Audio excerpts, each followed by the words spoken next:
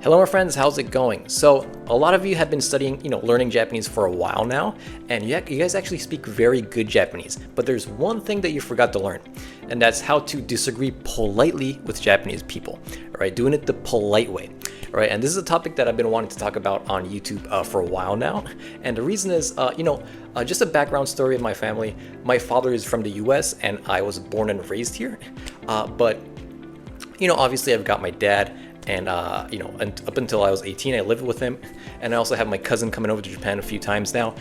He was here last year, and I noticed that American culture when it comes to conversation in Japanese is very different. And when it comes to disagreeing with my father or my cousin, it's very hard. I find it really hard to disagree in English. It kind of becomes an argument, so it's really hard to disagree without causing an argument. But I find it very easy to do in Japanese. So, guys, what if I said to you right now in this video that there's a way to, there's kind of an alternative. There's a way to disagree and not start an argument or a fight. I think that's the beauty of Japanese. And this is the reason why I wanted to make this video. Alright, so guys, in under 10 minutes, you're gonna go from knowing just basic Japanese to actually being able to disagree with people in Japan, with Japanese people, and not start an argument, all right? So let's get started. By the way, guys, my name is Sean Naren, and I'm an interpreter here in Japan. I work in a Japanese company. I am an English and Japanese interpreter. And on YouTube, I teach foreigners like you, kind of try to succeed in life in Japan. Either if you're living in Japan, that's fine. You may be wanting to come to Japan and start a new life here. I help these kind of people, and if you want to learn Japanese, you're at the right spot. So, guys, let's get started. So, the first tip I want to talk about is, there's one more thing I forgot to say, guys. In Western culture, it's often, people like to, in my opinion, I think people tend to pick sides. So it's either you're on side A or side B, guys. In Japan, you usually want to go in the middle. You want to stay in the middle. We always say gray zone. You want to keep it gray. It's not black and white. You always want to be in the gray part. All right. So that's one thing I forgot to say. But anyways, guys, the first tip that I want to talk about is avoid directness.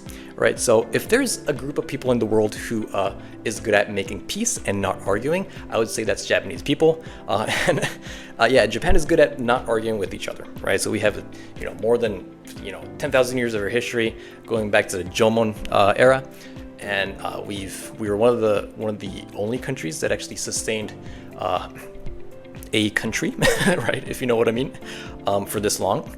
And I believe that a huge part of it, communication and the way we make peace kind of plays a huge role in that. So this is a really interesting topic. So anyways, guys, avoid directness, right? And the first tip I want to give you is use words like naruhodo. This is I like to call it a cushion word. So instead of saying things like, if someone said something that you disagree with, instead of saying you're wrong, like chigaimasu yo, you can say naruhodo. Accepting their opinion comes first in Japanese. Well, it should come first in any language, but you know what I mean. In Japanese, usually people are able to say naruhodo, even if they don't like the opinion, right? So after naruhodo, you can say things like それもありますね. Like you're saying, yeah, you're right. Like naruhodo, I see. That's true too. それもありますね means that's kind of true too. So this does not cause any friction. It doesn't confront the other person. So that's another good way to do it. All right, so let's talk about our second tip. Here's another word that you can use when you want to be a little more direct, but still polite. All right, so this is a phrase, and it's まあそれが絶対とはわからないですけどね。絶対とはわからないですけどね, which means, well, we don't really know, 100% if that's completely, entirely true, but, all right, so this is kind of another cushion phrase that you can say.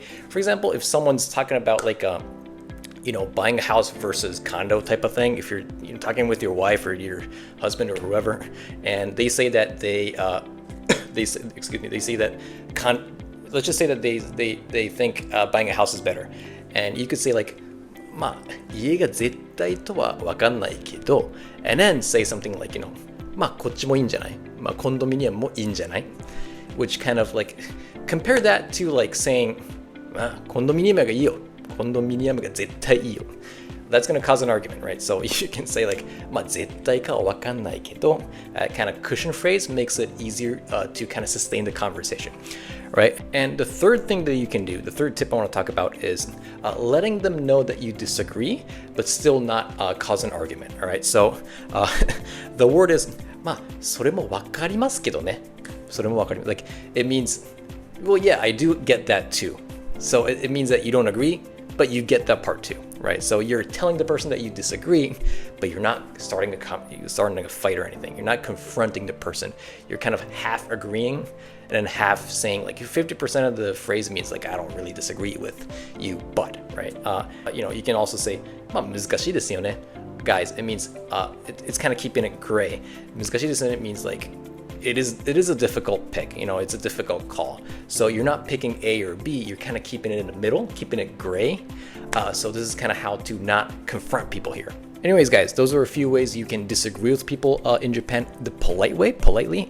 And I hope this helped you because, like I said, whenever I talk with friends or family, in English, like I said, it's very hard to disagree with people these days. It really becomes an argument. But in Japanese, there's a way to not do that, and that I think is a really magical thing.